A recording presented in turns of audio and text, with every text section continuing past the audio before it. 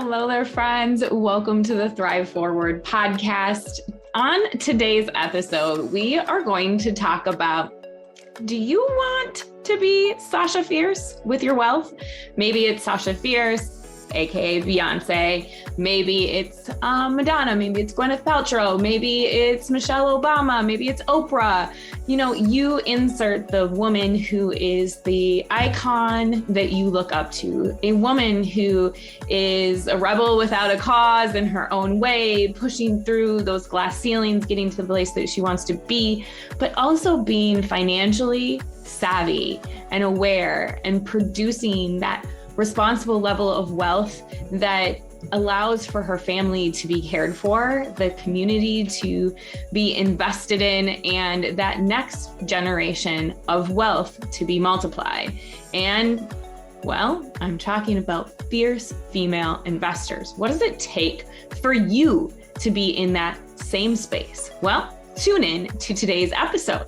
And if you know another amazing female that should be listening to this podcast, well, share it with your friends. We would love to have you do that on your social media, as well as through email, text, hey, even a carrier pigeon. I don't know, shout it from the rooftops. Women with financial freedom is the future of our total, unrelenting success. So let's press play and go forward to find out just how.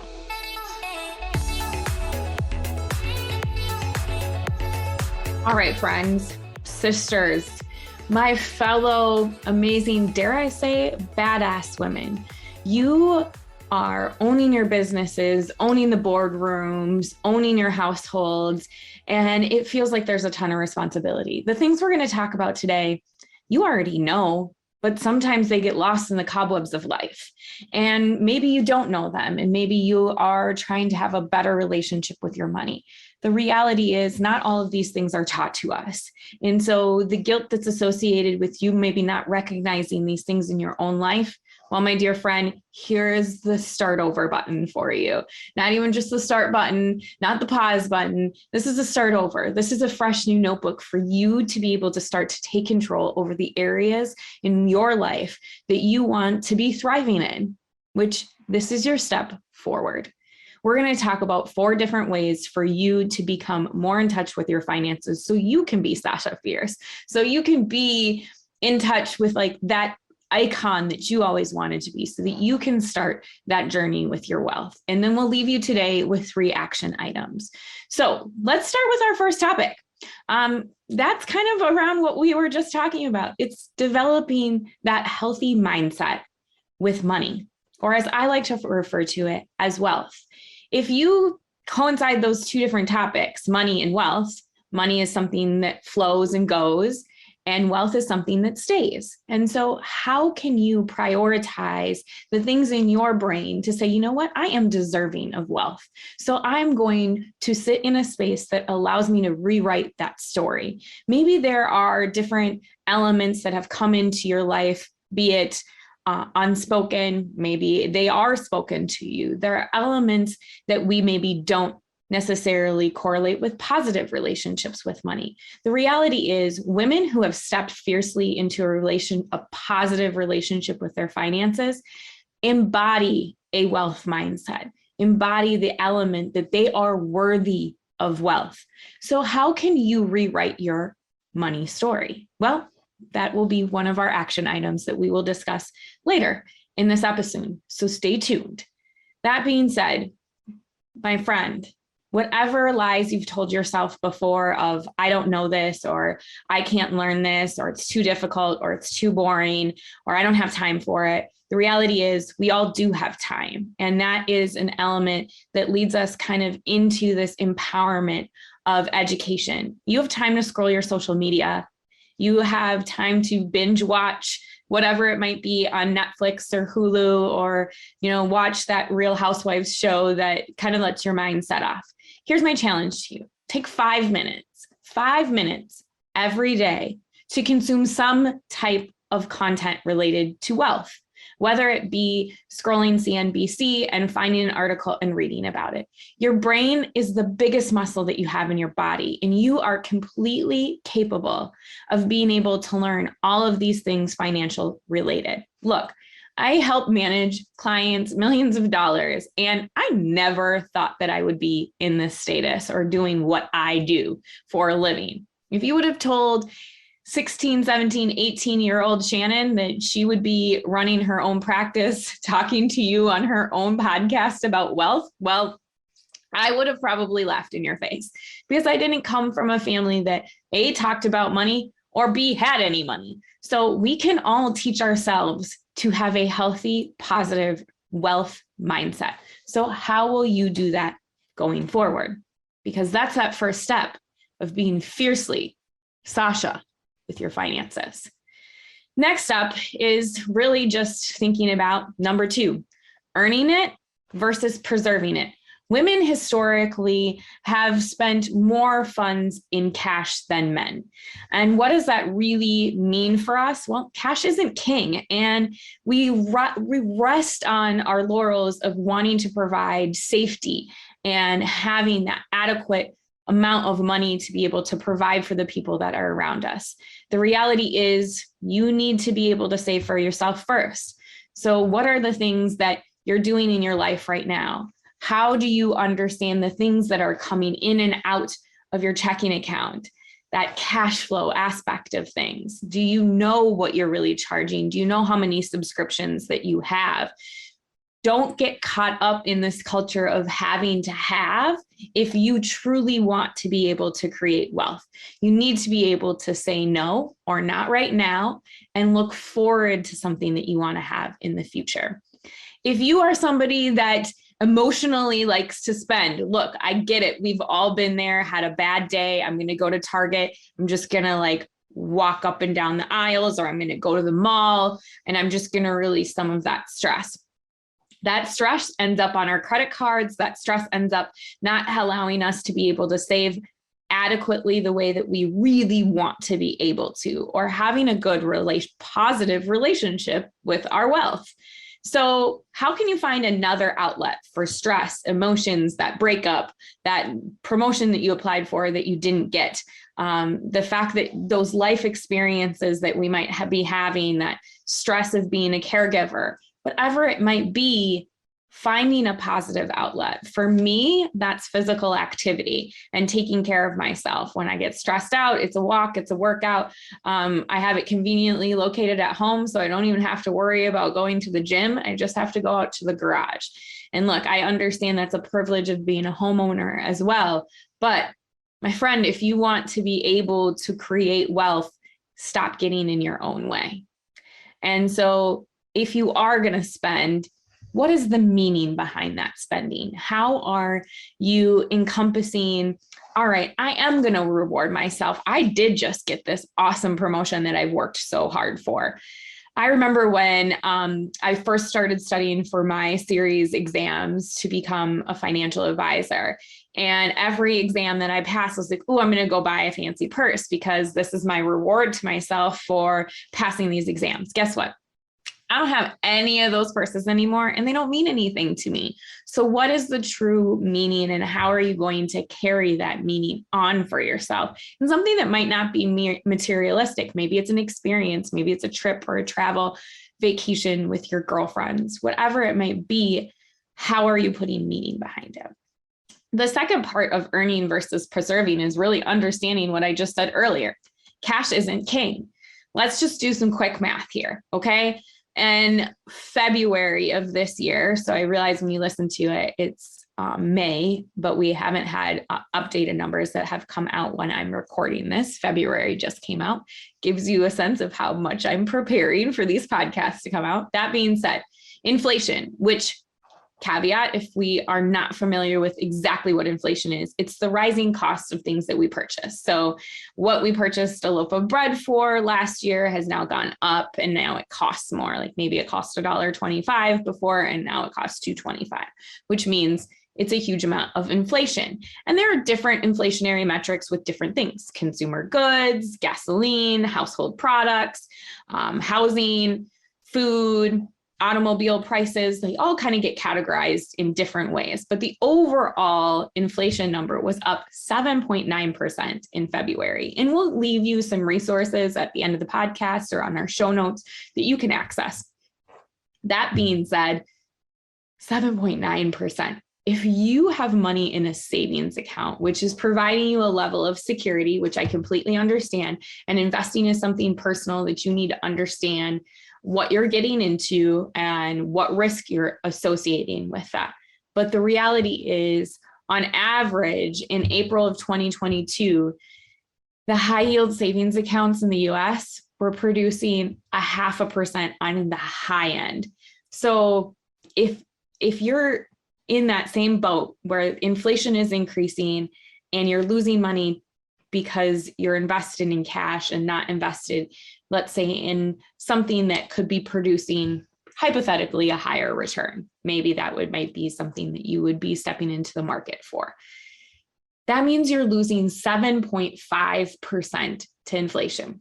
What does that actually mean though, Shannon? Because let's be real, like they can say that on CNBC and they can say that on other things. That means you aren't going to be able to withhold the lifestyle that you have today in a year, 10 years, 20 years. And for those of us who are between the ages of, I'd say, 25 to 45, we've really lived in a flat inflationary period of our entire lives. The cost of goods has not gone up. And so this is the first time we're really experiencing maybe not being able to go to the grocery store and get what we really want, that avocado toast or whatever it might be. I'm not a super big fan of avocado toast, but maybe it's that other thing that you really wanted and you've always wanted to get, but have been sitting back and now it's more. Or maybe you've decided to rent and now you're entering the housing market. So these are all things that are going to affect us if we're too conservative or too safe with our money. That being said, of course, risk is something that is personal to you and you need to be able to make that decision. That being said, in a recent Fidelity study, 7 in 10 women, 69% said they had wished they'd start saving earlier. So that leads to the next piece. Cash isn't king, but you need to start automatically saving your money. So set it up so that you just completely forget about it. Pay yourself first. By doing that, you are making sure that you're always saving something, not just in your 401k. More women are now saving outside of their 401k than ever. Also, we'll link this awesome Fidelity study in our show notes. I encourage you to go in and look, it's not just the words. There's tons of pictures in there and graphs that will kind of associate those things. And it can be your 5 minutes of financial consumption for the day. So besides automating your finances and making sure that you're making regular investments, you might say, but what, Shannon? What am I doing? Well, that's where you might need to lean into your personal board of directors. And we'll talk about that in our later action items.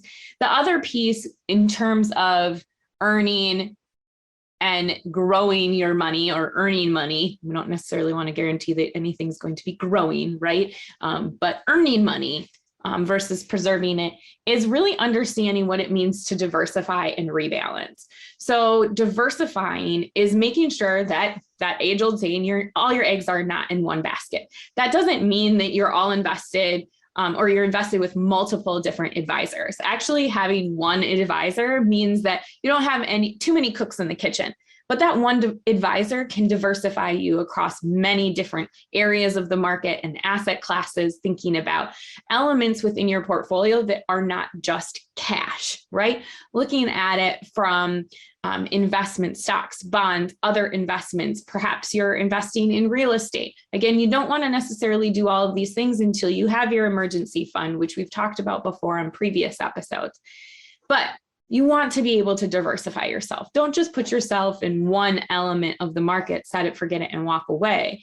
Look, you want to be able to know that if one area of the market is doing well, likely there are other places that might not be. So what if you're in that might not be? That's where we lead you to rebalancing. It's something that you should consistently be doing for yourself. And if you're not doing it, then it's something that your advisor should be helping you do. And rebalancing is essentially saying, okay, over the last, let's see, before 2019, we had 11 years of growth. That means 11 years of growth also meant that there was parts of the market that grew and parts of the market that didn't. Now is your portfolio off balance with what you truly feel comfortable with? So rebalancing it is putting back what you feel comfortable with, not necessarily putting on more risk on the table that you might not even know that you have or feel comfortable with. So this leads me to the second part that you should be considering. So that first part was mindset. Oh, excuse me, third part. So the first part was develop a healthy mindset. Second part, earning money versus preserving it. And number 3 is investing in yourself. Look, I mentioned this already. Pay yourself first. Invest in yourself. Create those automatic transfers. The other piece is your brain is powerful. Spend 5 to 10 minutes consuming that content every single day. But the biggest part of investing in yourself is understanding that you are a temple. Yes, you. Your mind, your body, your spirit. If you don't take care of yourself, then how are you going to take care of everyone else around you? Look, I mentioned that working out is something that's important to me. And oftentimes I'm getting up before everybody else in my household so that I can do that. I've fallen off the bandwagon of working out in the mornings plenty of times. In fact, I'm kind of just getting back on the bandwagon. That being said, I know what it did for me when I wasn't. And the amount of responsibilities that I had on my plate, running my company, taking care of my family, not only my kids, but my parents, and then being a good friend and a steward in the community.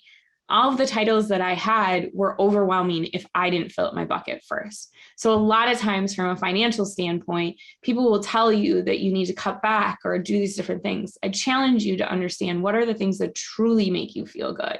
Again, back to that meaning. What are you spending money on that it means something? Is it your gym membership? Is it your personal trainer? Is it your therapist? Is it a healthy diet? Is it being able to travel? All of those things can be done differently based on different budgets that you might have or income levels. Don't try to put yourself in an income bracket that you aren't in by trying to compete with some of these things. Do it within your own means as well, which you can do. And money does touch every aspect of our lives. So if we don't take care of ourselves, we will understand that that might cause us other aspects of our lives that might be complicated. Our mental health, our physical health, all of those things cause us to decline. And maybe then we need more healthcare or we need more therapy. Whatever it might be, taking care of and investing in yourself is incredibly important. Be proactive about taking care of yourself. Lastly, the last piece that every Sasha Fierce that I know and every woman that I know that is intentionally and purposely in touch with their wealth is living a life of purpose on purpose. Wealth is energy, my friends. So if you don't believe that you're worth it, that going back to that first element of creating a wealth mindset, if you don't believe you're worthy, how can you attract that? Look, there are many individuals that will tell you strategy, strategy, strategy, strategy. But if you don't correct the mindset, you'll never be able to get to the place that you want to. So remember that you are worthy of wealth, and what is it that you are accepting and bringing in? Gratitude. Giving gratitude is so key in so many aspects of our lives. If you want something else, but you aren't grateful for what you have already, how do you think you're going to get that next thing? The elements of sitting back and really appreciating where you are, how far you've come, and what you are actually grateful for having, even doing that every day, writing it down. For me, I do it in my head. I don't actually write it down. Maybe I should get back to doing that practice, but again, work in progress, right? We all are. But I do it every morning when I am stretching after my workout. I quietly think to myself, what is it that I'm grateful for today? What are the things that have happened in my life that I'm grateful to be experiencing, that I'm grateful that I possess? And some of these things are not material things, but rather experiences and things that are important in our lives. And this is a huge piece of women and wealth as well. Women have the ability to control and change the world with wealth. And we'll talk about that in the next episode this month. So if you're not subscribed, make sure that you are. Be generous. What we give is what we receive as well. And so for every person that is out there wanting to keep up with the Joneses, the reality is there are more people out there that don't have anything. So rather than putting on that facade, how are you giving back to those individuals? You can't do that if you don't have a healthy mindset. You haven't created that wealth for yourself yet. You can't share with someone else. So you've got to be able to fill your cup up, and then you get to a point where you are able to give and give generously. So that leads me to 3 action items that you should be taking or considering to take to get in touch with your Sasha Fierce when it comes to your finances. Date your money. Number 1, I say this so often, spend time weekly reviewing your cash flow, understanding what's coming in and what's going out. Understand what you own and what you owe.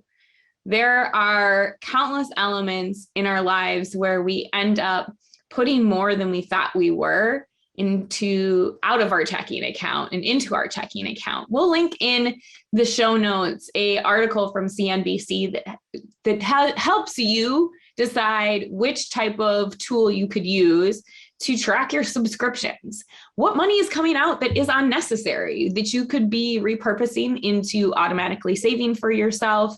And then once you've reached a point where you have a comfort level with your finances, giving in other aspects of your life. Maybe that might be taking your family on a trip. Maybe that's taking a girl's trip. Maybe that's going to a fancy dinner. Maybe that's being able to make a charitably inclined donation. But if you aren't dating your money, how do you know that that's really possible? We used to date our money a lot more when we had to keep track of it in a little checkbook, but now we don't necessarily have to do that. So this is my challenge to you.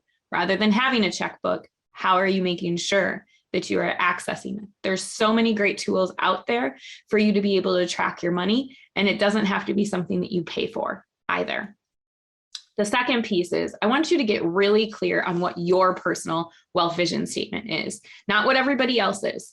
What are your financial goals? Why do you want to achieve them? Who do you want to impact with achieving these goals? And what impact do you want to make with your overall wealth?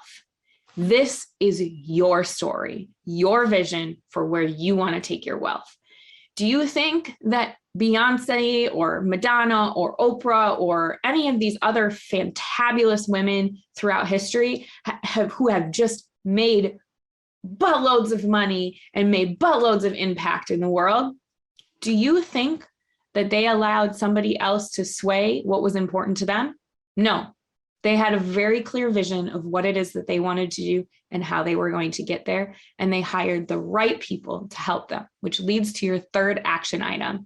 Develop your personal board of directors. Those individuals who are going to be around you, supporting you, your financial advisor, your accountant, your attorney, your therapist, your coach, your personal trainer, the people who are going to help you be your Sasha Fierce when it comes to your wealth.